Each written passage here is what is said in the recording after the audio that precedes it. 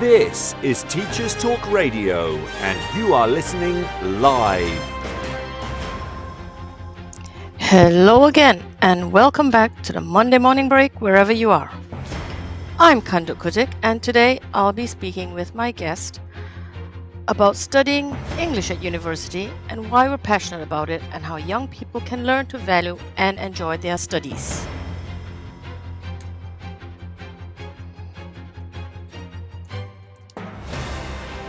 This is Teachers Talk Radio, and you are listening live. Tune in live at ttradio.org, or to join in the conversation, download the Podbean app and search Teachers Talk Radio. Follow the hashtag TTRadio. Tune in, talk it out with Teachers Talk Radio.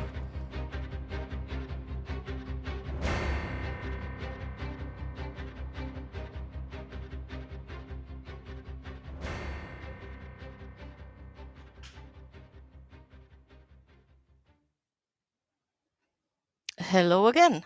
So, question for you, my dear listeners. Is it really the end of the English degree or any other humanities degree? I have a degree in philosophy and what's called, here where I am, English philology.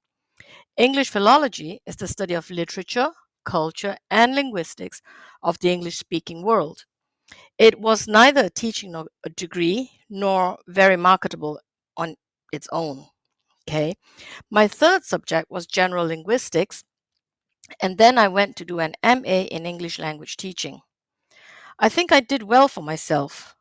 Yet all over the world, we're seeing this push towards STEM, science, technology, engineering, maths. Departments are closing down or being reshuffled. And even where I work, our student numbers have decreased. Is it because young people find studying for an English degree or humanities degree difficult? Is it because they do not see the value of such a degree? Today, my guest and I will be talking about this. This show is brought to you in partnership with John Catt Educational, publishing professional development books and resources to support great teaching and learning in schools around the world. Have you checked out their latest releases? Use the code JCTTR2324 for 20% off your order. Don't miss out. Visit johncattbookshop.com to explore their full range of titles and advance your own professional development today. Happy reading. In today's educational environment, students and teachers are juggling a mix of face-to-face, online and blended learning courses. Canvas by Instructure helps teachers navigate these diverse learning experiences with a user-friendly virtual learning environment that offers flexible access to courses and a consistent learning experience, all while streamlining everyday teaching processes. The world's best schools and universities are using Canvas to create dynamic courses, collaborate seamlessly, and access actionable data that drives student success. On the 24th to the 26th of January 2024, Bet UK is back, and even better for educators. New for 2024, Table Talks empowers educators to collaborate openly and connect deeply with like-minded individuals in the education space, as well as tech user labs, the brilliant new tutorials, and working groups at BET, where technology users will learn how to get more out of their institution's tech from the top education technology experts in the world. Whatever your goal, you'll find it at BET 2024. Educators go free. Get your tickets today at www.uk.betshow.com/visitor-registration. This is Teachers Talk Radio, and this is Teachers Talk Radio News.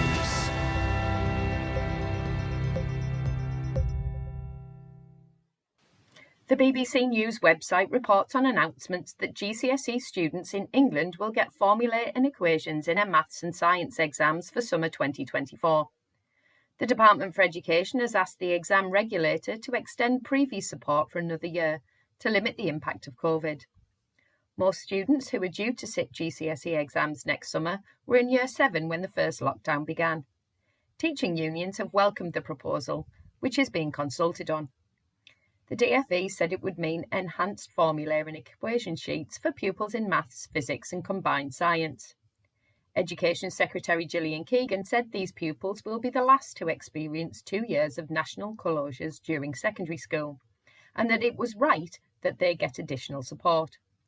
She went on to say it was disappointing that the decision had been made so late on, as many pupils will take mocks in the coming months or so. The union ASCL welcomed the consultation, but argued that the provision of support materials should be permitted as it would reduce some of the stress of exam preparation and allow pupils to focus on core knowledge and skills. Prior to this announcement, exams in England had been due to return to 2019 arrangements. Exams were cancelled across the UK in 2020 and 2021, and grades were based on teacher assessments. When students returned to exam halls in 2022, they were given extra support. Some measures remained in place for exams in England in 2023, with exams in the same subjects spaced more apart, formulae and equation sheets in some subjects, and not being tested on unfamiliar vocabulary in modern foreign languages. But, unlike the rest of the UK, students in England were not given information on topics on which they were being tested. England was also the only nation this summer to bring back in line with 2019, with Wales and Northern Ireland planning a slow return. As a result, the drop in pass grades was steepest in England. In another week of political drama, the latest government reshuffle has seen the return of many familiar faces. For education, it means the return of former Education Secretary Damien Hinds as Schools Minister. He replaces Nick Gibb, who resigned to pursue a job in the diplomatic service.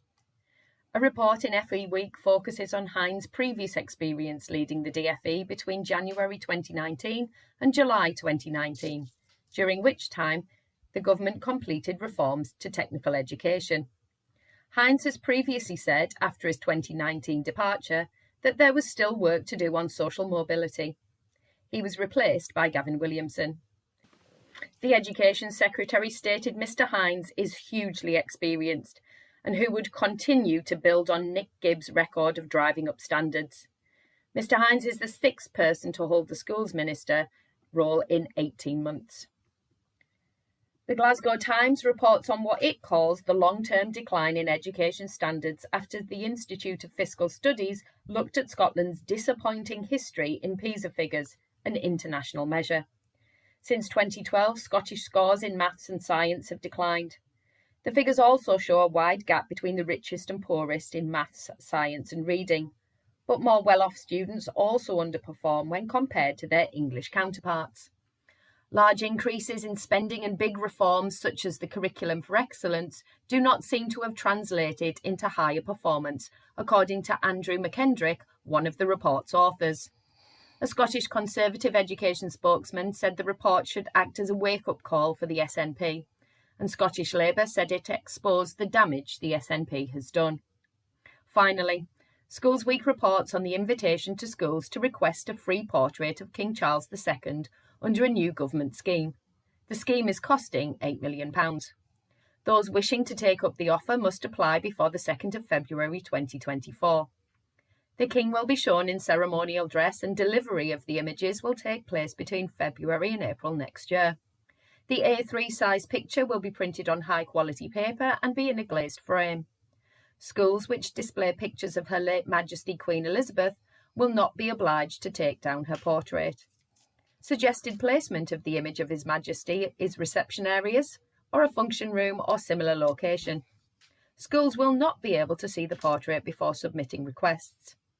The image is not being funded from school budgets but out of a separate pot similar to the scheme which provided a free book to every primary school pupil to mark the Queen's Platinum Jubilee in 2021. This has been your Teachers Talk Radio News with Jo Fox. So here we are. We're talking about the end of the English major. And with me today, I have Dr. Marcel Hardwick, who has called in or will be calling in. Marcel, are you there? You've disappeared. Could you call in, please press the call in button. But while we're there, you go.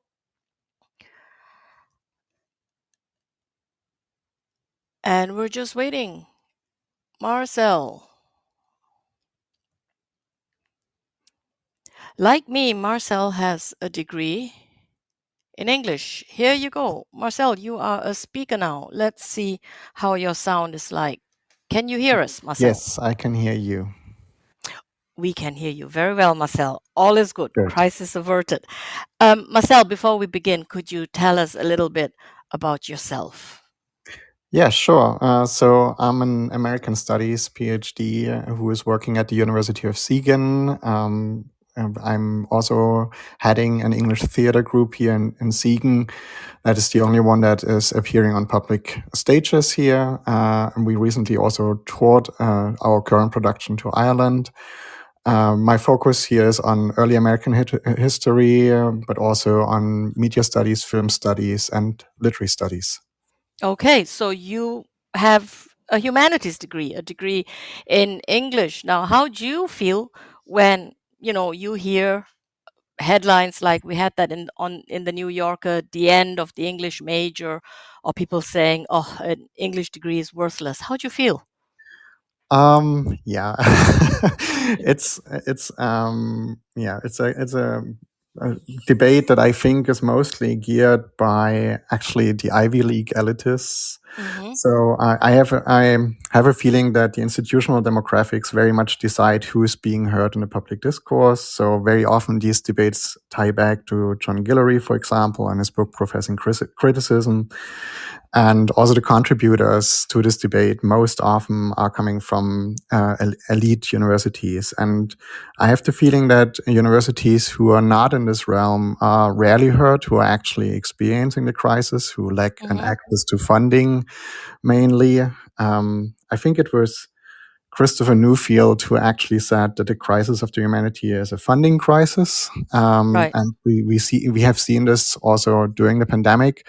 That when, for example, the DAAD closed its funding here in Germany, it was mostly the humanities that were defunded there. You could still apply for funding if you were in computer science, for example. So if you were in the field of STEM sciences, you still had an opportunity, even during these dire times, to get funding. And on the other hand, the humanities itself, they also thrive on crisis because crisis is basically one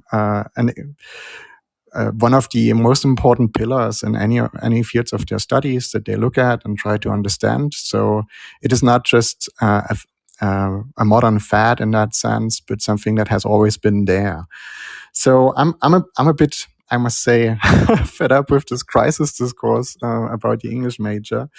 And I keep telling my students always in my introductions to literary and cultural studies why the literature degree matters. And I also try to make them realize that what they are doing here is also an epistemological and thesis-oriented science that is dealing with probable truths, and that also supports tolerance towards ambivalence. It allows us to analyze truth claims, and essentially also fosters open-mindedness, and therefore is an essential pillar also of democracy. And if they don't care about democracy, then, well, then they probably wouldn't listen to me there and follow me there. But I try to instill also these values that come with our degree. And so in that sense, I'm actually very happy to have a humanities degree. I'm also very happy that I get to teach in this field. And we must also be honest, even though we have, even if we have rising numbers, because also here at our university, the humanities still have the biggest student body. They're still being defunded. So it doesn't matter if more students are coming here, the funding is still remaining an issue. So I think that the crisis talk actually should focus more on this funding crisis than the value talk about the English major. Right. I'd like to pick up on two things then. The first of all, I'd like to talk about the funding issue a little bit. And then after that, we'll talk about the values. I think, I, like you, I also have a humanities degree. And I think it has equipped me with some really important job skills. But we'll come back to that. Yes, the funding issue, you are absolutely right, isn't it? When I had worked in the UK, and I follow some of the goings on in North America. And when I look at funding or rankings, right, a lot of the rankings focus on the science subjects, science, tech, engineering, math, because also when you have people doing further degrees in these subjects, there's always that application, that transferability, as people see it, to our day-to-day life, right? If somebody were to do a PhD on the poetry of it's been a long time, I can't think of anybody, on the poetry of Emily Dickinson, for example, right? The question you'd get asked is, and what's the value of this knowledge that you gain out of this research project? What we're going to do with this? But if you were to do some kind of PhD or master's research project on using AI in medicine, that would get a lot of funding. Why do you think, apart from the fact that funding bodies don't see the value of research and of research in the humanities, is it really that? Marcel, is it really, to do with the transferability and the value that they see? Yeah, I think that this has a very utilitarian mindset behind this. First of all, it would be worthwhile, for example, looking into Emily Dickinson poetry, especially if you are a scholar from an American context and you try to then convey your findings to an American audience, because you cannot deny your audience the knowledge of the culture that has been so foundational to their society. And this is what is also being barred when studies like this are not being funded. The other aspect is that with a humanities degree or with humanities interest in research, you actually go a path that in a neoliberal context cannot be assessed as usable knowledge, but it is knowledge that actually inspires and sparks curiosity, and therefore also creates like a possibility for thinking and being forms of being that are more utopian, for example, possibilities for the future. Sparks creativity also. And this in an environment where we basically see the rise of AI technologies and robotics, also mainly taking away some of the jobs that other disciplines are actually teaching their students in, like, for instance, business students or law students and so on. These fields are easily to be replaced also by AI because they are very much keyed on a certain approach and a certain set of data and so on. And most often it is not seen yet that these are also professions that are to be chucked off the board at one point. So being so much keyed on the applicability and usability of knowledge, I think, is detrimental and it's very short-sighted.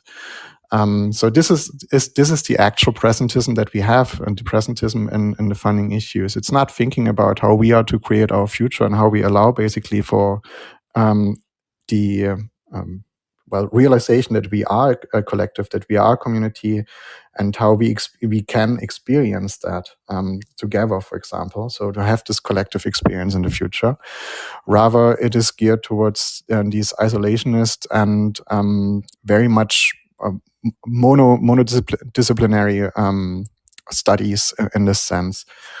And the humanities offer a counterpoint because essentially we are a very heterogeneous field. We have many transdisciplinary fields that are also often now under attack. If you think about, for instance, Black studies or gender studies, and think about the book bans that are happening in the US. Right, yeah. You cannot deny the political power that the humanities have in the present time in that sense. So what we actually see is that this heterogeneous set of approaches that we're using here that can be very empowering to students in this field also, that offer the collective study of a certain research object, and therefore also diverse view on a research object, is something that is not to be desired. So in this sense, it does not invite a form of dialogue about research objects in this way. On the other hand, we also see that a lot of humanities, a lot of the humanities fields are now also piggybacking with STEM sciences. If you think about the digital humanities, medical humanities, for example, also environmental humanities, you also see that the humanities apparently have something to offer to these traditional STEM sciences, and that their voice also needs to be heard in this context.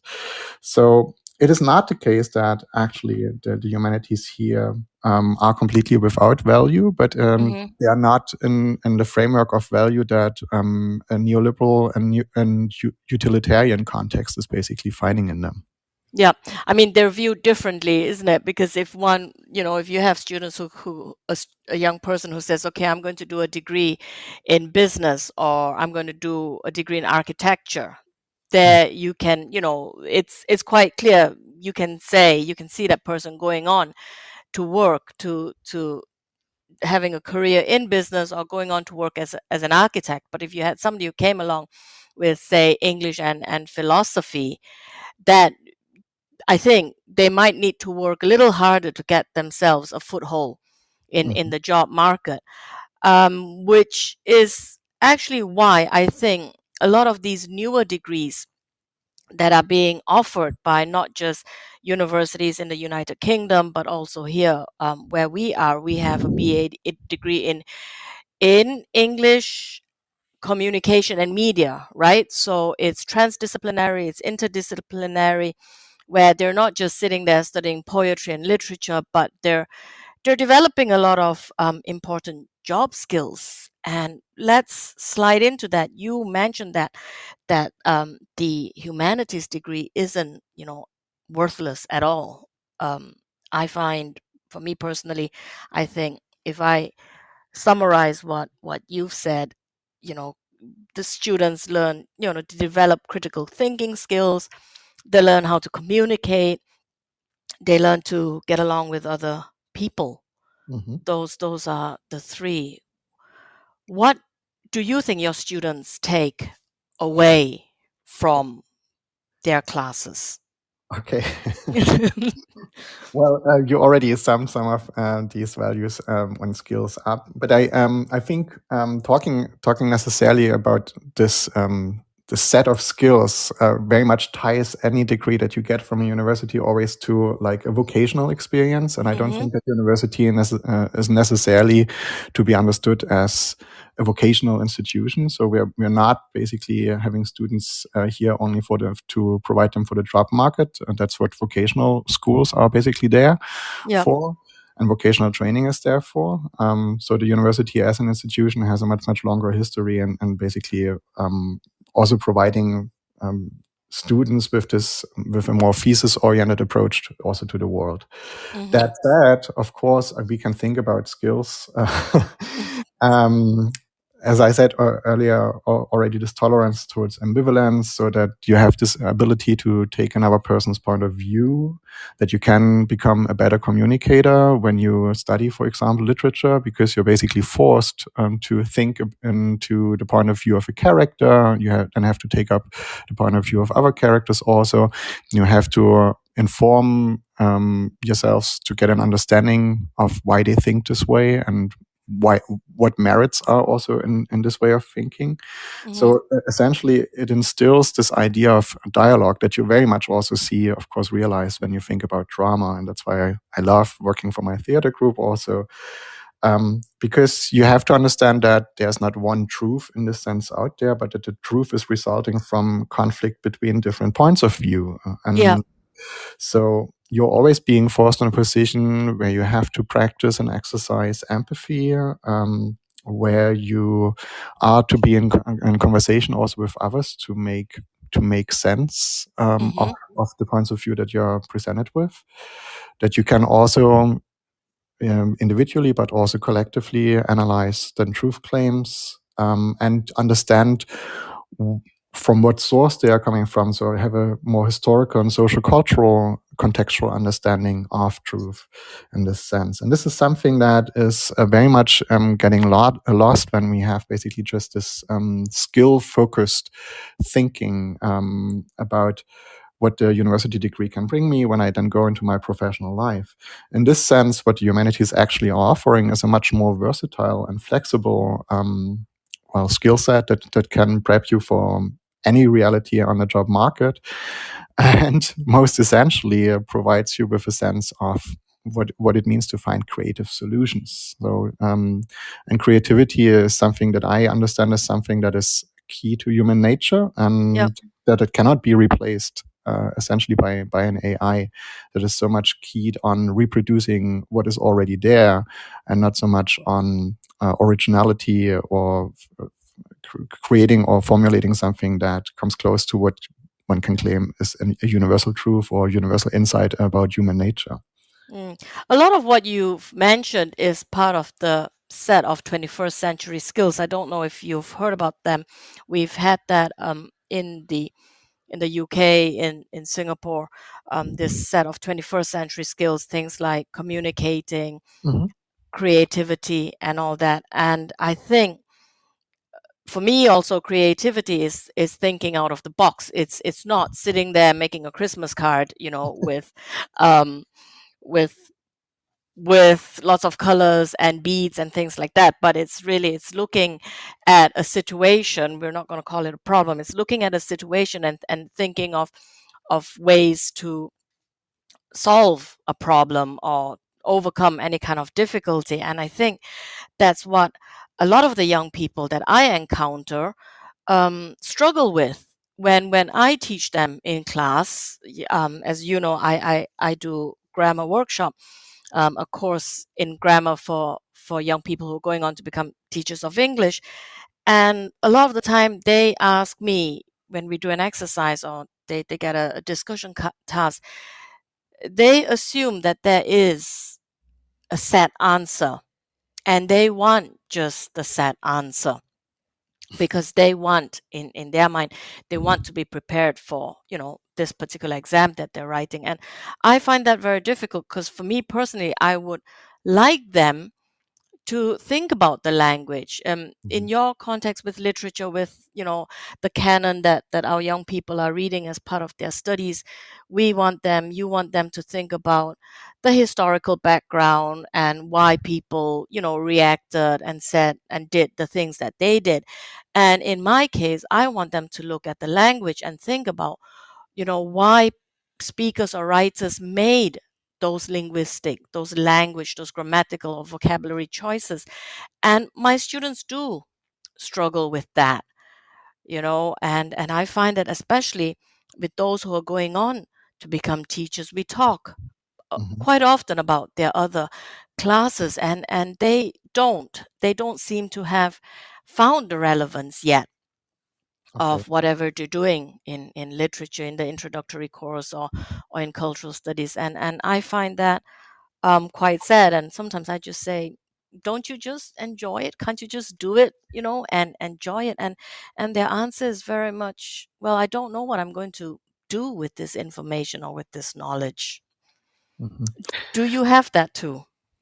This is a discussion that I very often have also in my introduction to literary and cultural studies that I'm teaching. And I think a lot of this also stems from the pressure that the generation of the current set of students basically is coming from.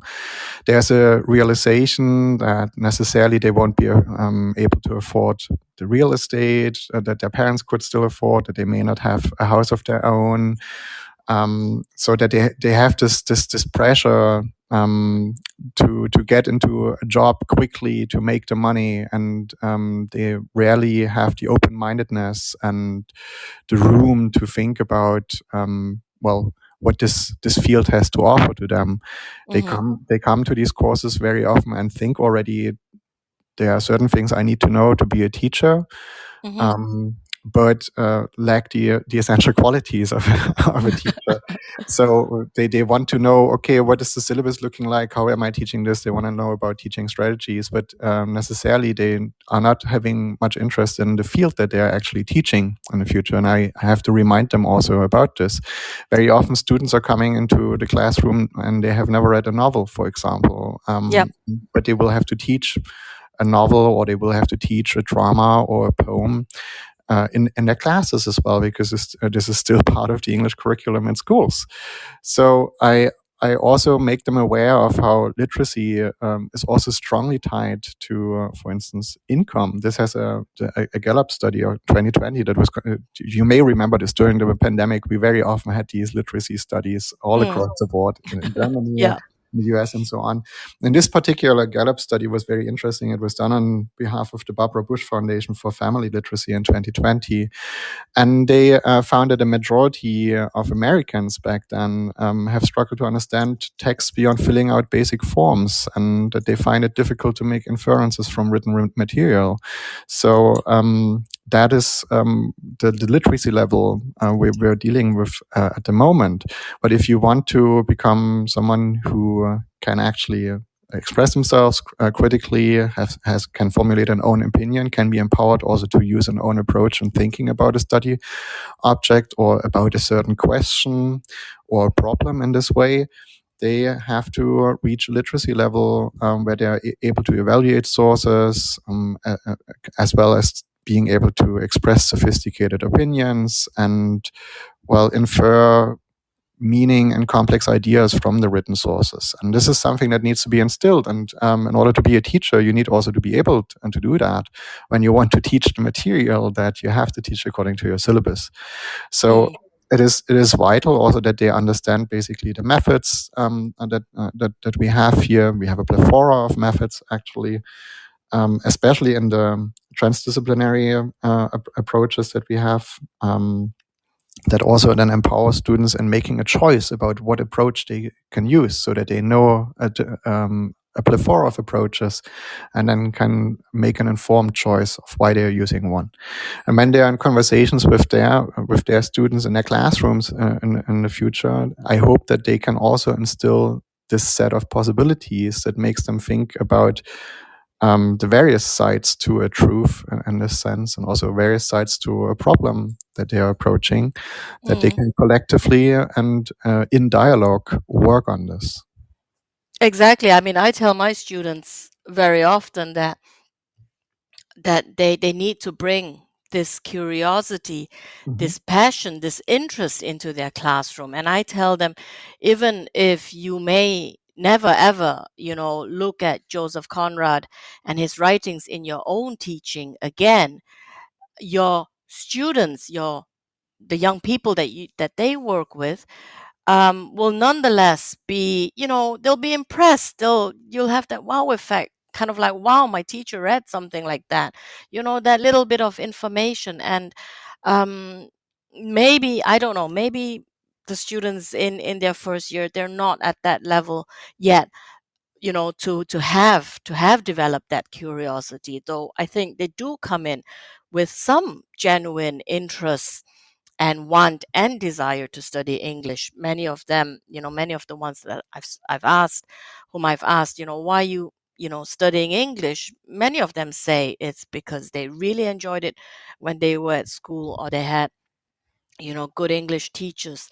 So I'd like to talk to you about your other passion, which is theater, and I hope that we can from there consider what school teachers and other teachers can do to help continue, bringing this passion for English literature, culture, linguistics into the classroom. But first, this show is brought to you in partnership with John Catt Educational, publishing professional development books and resources to support great teaching and learning in schools around the world. Have you checked out their latest releases?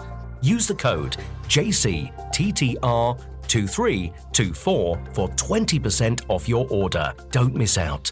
Visit johncattbookshop.com to explore their full range of titles and advance your own professional development today.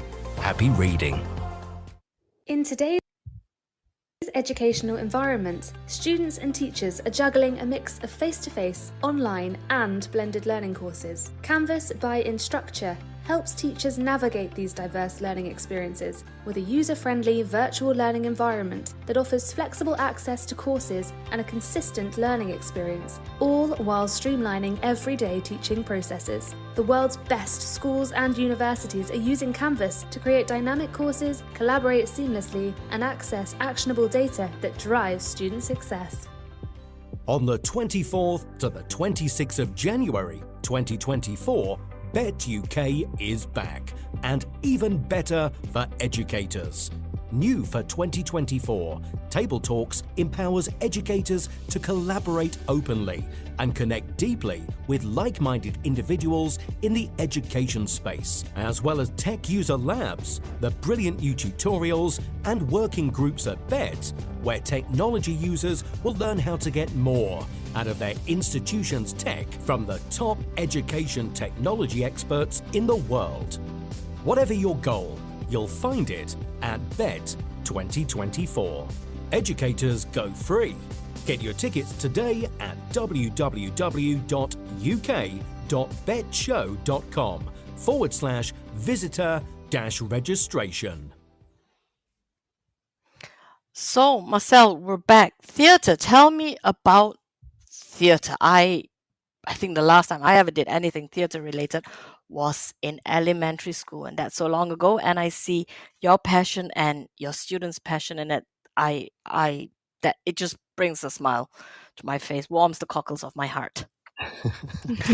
Yeah, so we offer here a theater workshop every summer term. That is basically the beginning of a production cycle. And this has become very popular with students because they, on the one hand, can, of course, apply what they have learned theoretically in their classes in literary and cultural studies to, bring this to a production of a play.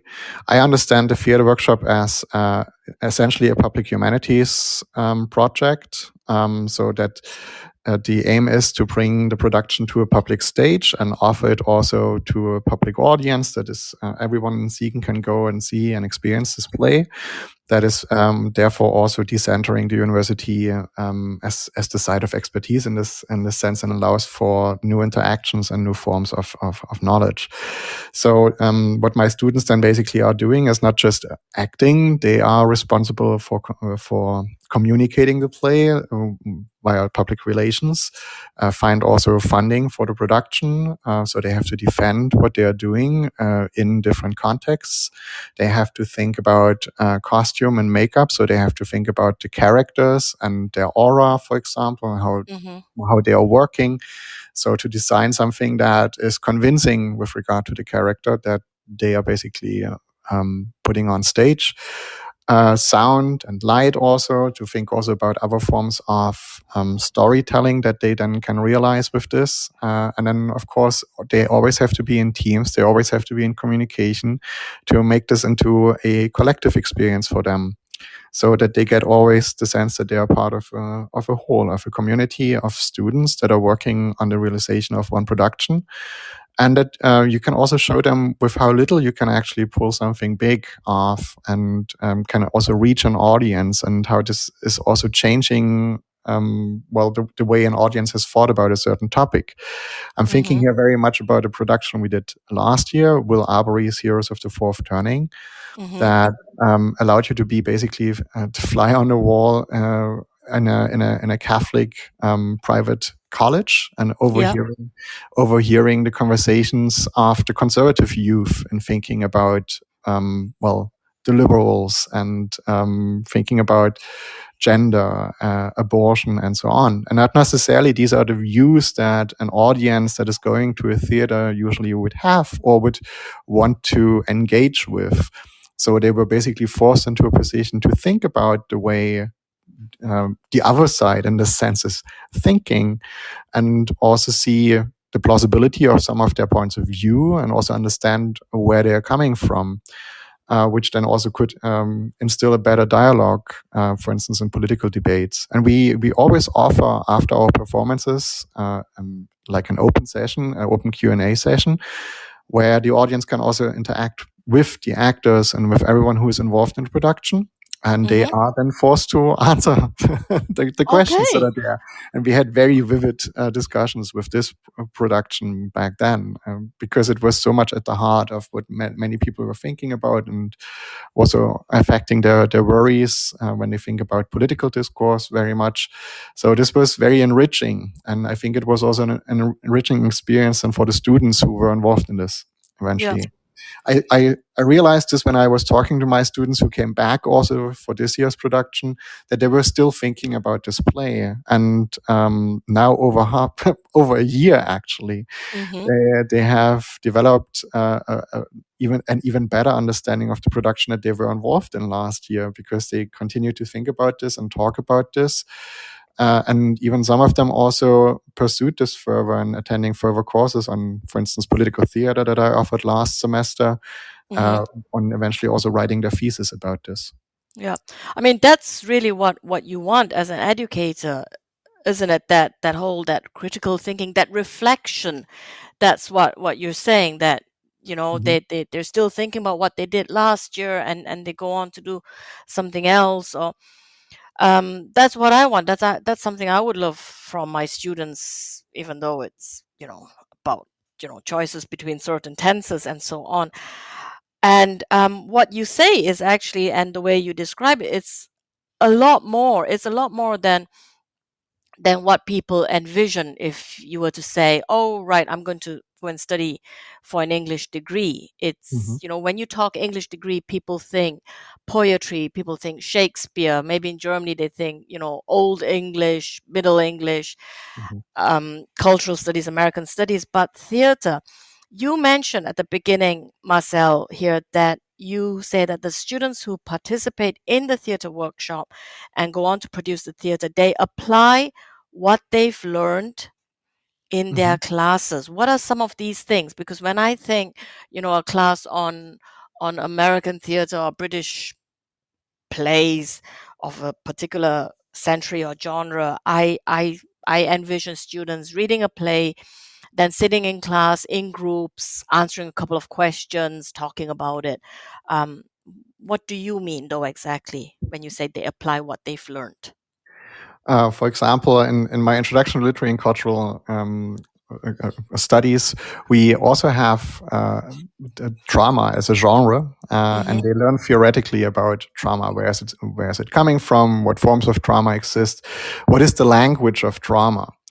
And this is something most of the students, the last time they were at a theater was when they were forced in school to attend a show, and they not necessarily have a pleasurable experience with drama that they bring to class.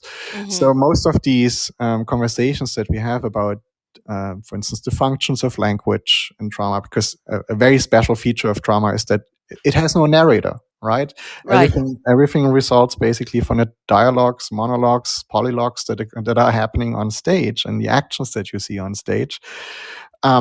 So how do you then study drama when you're just reading it and understand what functions of language actually means in this sense, when something is like a poetic function, or what is that, and so on. And this is something that they now get a better understanding when they actually have to think about, okay, so in what position is this character? Is he enraged, or is he just pulling another person's strings, and so on. So they have to think about this, and also think about what in the language that they have in the source text is implying this and that. So what are the contexts of this conversation? So in this sense, they can apply the theoretical understanding that was instilled in them when we, for instance, taught them the functions of language, and also the language of drama, and also genre, and so on. How this works in the actual play they're reading. They have to think about, what is this now? Is this a comedy, a tragicomedy, a melodrama, and so on? So in what way does this need to be enunciated on stage also? So that's what I'm that's what I mean when I talk about this. Also, when they have to conceive of a light concept, they have to understand genre, and they also have Right. to understand the history of a certain genre. So, what is something that is to be expected to be happening there? So, how can I actually acknowledge this tradition, but also bring my own take to this, and so on? Hmm. Yeah, I like that. That's really interesting. I'd never thought about it that way. And when I hear of theater groups in schools, it's very much a group of young people guided by one or more teachers. Teacher picks a play, the students rehearse it. I mean, my son's in elementary school at the moment, and they're doing this play or this story, a play based on J.K. Rowling's The Christmas Pig, right? Mm-hmm. And the way I understand it, my son has not read the story at all, but now he's got himself the book. He's very interested in reading it, and he's just got the one line, and that's all. He's learned it by heart, and he doesn't think anymore about it. The rest, right? The makeup, the lighting, the props, that's all done by the school. So what you've got here in this project is really the students, they're developing everything, they're creating everything, and it's then not just the knowledge from their content classes that they're using. I mean, you talk about enunciation. That's something that they might have learned, in English pronunciation. Our dear listeners, our students are all users of English as a foreign language. So they're really, using a lot of skills that they've learned elsewhere. Yeah. And using very important soft skills, right? So I think that's an amazing project. It's not something you see all over. Marcel, you mentioned that the last experience with a play or with a drama or theater that our students have was not a pleasurable one. Yes, that resonates with me as a child. My question to you, Marcel, is how can we bridge that gap, or what can we, what advice do you have for school teachers who have to do drama as part of their curriculum or any aspect of English literature and culture? Mm-hmm. Well, try to engage the conversation with regard to something that really befits the students. For example, I was teaching The Lonesome West last week in my class on the theater of Martin McDonough. And my course started off with having a deep and profound conversation about what sacrifice means to my students. Because Mm, sacrifice is one of the essential themes of the play to understand the play. And so everyone had to say something about this. So find the thing, the topic or so that everyone can somehow relate to make them interested in the text. It is out of this conversation that we also then developed the insight that one of the characters was basically reliving a very ancient tale, the sacrifice of Jesus Christ, basically, so that we even saw then the biblical analogies that were in this play, mm-hmm, and could then start a conversation about the mechanisms, the form of the play, the intertexts to the play. So this was then something that was also fun, and I saw that a natural conversation also developed around sacrifice and then the play, where I was basically just then acting as a host, right, right. not as someone who had to be standing in front of the class and teach them this and that you should know about this play. Mm-hmm, But we were able to be in a position to explore it ourselves, and also what was most important to them about the play. And then we were in the end also allowed to draw analogies to the previous plays that we have read, because they were all part of a trilogy, and to see also the picture of Ireland that, for example, was painted there. So find the one topic, for example, that students can relate to and engage them to a conversation, and then gear the conversation back to the text, and also how the text can also shape a better understanding for the students with regard to the probably very private thing that they started off talking about. The other mm-hmm, thing that I realized is that when you think about having students organize projects, for instance, if you work with a course towards an exhibit exhibition in the end. I did this last year with a film class that I had on David Lynch. We had a pop-up exhibition, and the students then had to basically come with an artwork. So they had to be creative that was reflective of what they have learned about David Lynch. They had to be also able to explain what they did and why they did what they did. Yeah. So if you tie them to a project, and also have to let this exhibition, for example, happen in public space, or let them work on a podcast, for example, let them work also on a blog.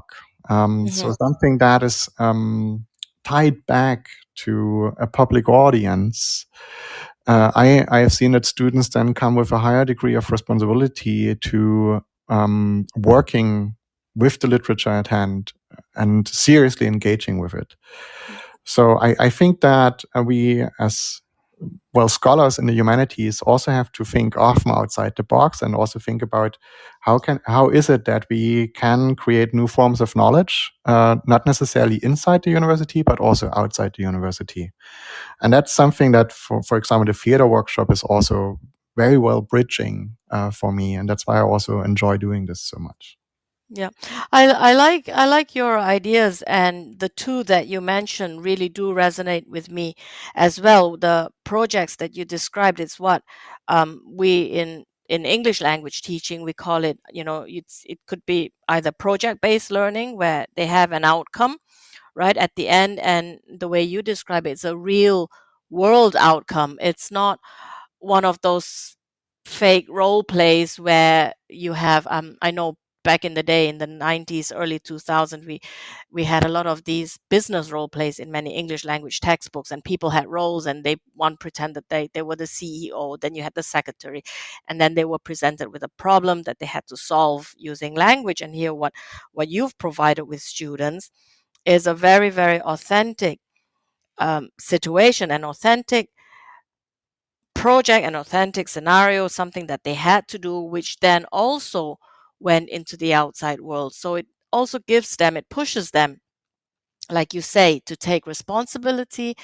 And if they know that it's going out to the public, they do strive to do much better. They have a greater sense of pride in their work because, nobody wants to embarrass themselves.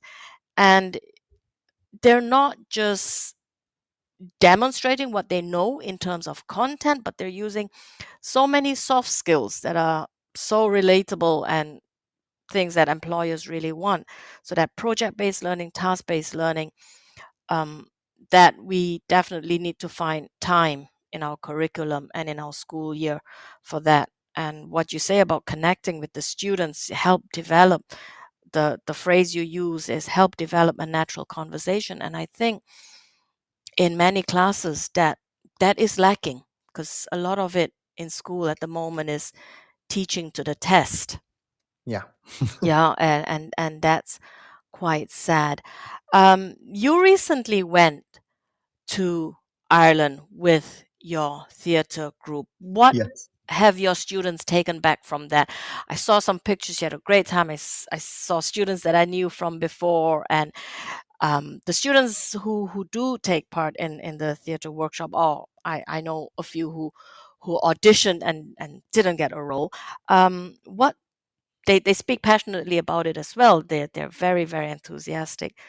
What have they taken away From the experience? from the experience from going? That's the first time you've gone. Yeah, it's the first time that we've gone. I think all of them have realized that this was not vacation. Okay. This was something that some students expected, and that we were really there to do this job, to connect with the drama group over there, and to, in a very short period of time, conceive of setting a completely different stage than the one that they have developed over, the production period of this play, to basically make do with what is there, to have a makeshift stage that is still convincing, for example, to also make do with the rehearsal spaces that they were offering us. So we had just a regular classroom, for example. Right. Be more flexible to these new situations, but also to connect with people, to network, to also see the appreciation from native speakers towards what they were putting on stage. Not only the actors, but also the others that worked along, like the stage design, costume, makeup, sound as well. So that we were also even able to show possibilities for instance, setting a stage that they have never thought about beforehand. They have been using the same stage for their own productions in the Right. past. And so they were also getting a new angle, but they were also instructive in helping us with our resources. And so it was a very nice symbiosis that we had over there. And I hope this also comes to fruition, that eventually they will come over to us to also show one of their plays over here. And I also hoped with this trip to instill a greater interest in my home university that I'm coming from, so that students who attended the performance and also who are part of the theater group over there are considering Siegen for going abroad, because they always have to go abroad for a year. And so they could actually participate in a whole production cycle eventually. Yeah. And I think we connected very well. We made new friends there. The English department that was hosting us also, they were amazed by what we put on. And so I hope this will come to fruition eventually, that more outgoing students from Maynooth come over here, and that we can continue the conversations that we started there. And I think the students, they just took away this experience of being abroad. Some of them flew for the first time. Some of them have been abroad for the first time for this, but not going then for vacation, but actually to put this production on a new stage and to work and experience something that we also label positive stress. Almost like a business trip, isn't it? Almost Yes. like a business trip for any other business manager. And there's so many things that have come out of that. And for me, as an English language teaching professional, the first thing that comes to mind is that you mentioned, the native speakers at the partner university in Ireland. The first thing that comes to mind for me is the confidence that the non-native speaking students develop, right? To see that they can hold their own with native speakers. I have many students still who are afraid to speak English with native speakers, who feel that they haven't got that level of English. And you have here, through this project, and it's something that we have to remember, that a humanities degree isn't just about studying philosophy, history, literature, but it's developing these skills. And when you have opportunities where they can go and interact with other people, they have to find ways to create meaning. They have to find ways to solve problems, and they learn. They have to think on their feet. They learn, they develop that intercultural understanding. And likewise, people from English speaking countries who then have the opportunity to interact with other Europeans. I think, there's also that discussion in the UK that the number of students registering to study, or to take German, French, Spanish, any other European language for their A levels is also dropping massively. And I think that's because people don't know, well, so what do I do? I can speak German. What do I do now? Right. And we have to provide our young people with these opportunities and to show them, we're very much an interconnected world. And I think this problem really is about the conversations that exist about the humanities out there. I think that the crisis of, for example, literary studies is essentially also a crisis of memory. People should think more about what do we remember, what do we forget, whose stories can persist, what experiences disappear because we don't recognize them, what voices matter. How can we create work that allows us to access the past to make Yeah. all meaning for the future. And this is something that you get with a humanities degree. And this, it is very much devalued in the conversations that are very much keyed on the vocational aspect, very much keyed on the skill aspect, very much keyed basically on this usability, utility aspect that we find in neoliberal discourses that is so inimical to our understandings of what a democratic society is, what it means to be part of a community, what it means to, be human, to have empathy, to understand points of view, and to also understand where truth is coming from. Yeah. And in the short term, one of the problems is also that a lot of the teaching is teaching to the test. Yes, yeah, It's that's also a problem. and we should. It's a big curriculum problem all over. But I am glad that we, you and me, and other colleagues teaching English, whether it's literature, cultural studies, linguistics, language, I'm glad we have the opportunity, the time, and the space in our curriculum, I think, to bring a little bit of joy and a little bit of fun into our classes. Marcel, thank you very much for this. This has been amazing. I will see you sometime this week, but thank you for being here. And we'll be in touch. Thank you, everybody, for joining us. Thank you, Marcel. Thank you. You've been listening to Teachers Talk Radio. Tune in live and listen back at ttradio.org. We look forward to hearing from you next time on Teachers Talk Radio.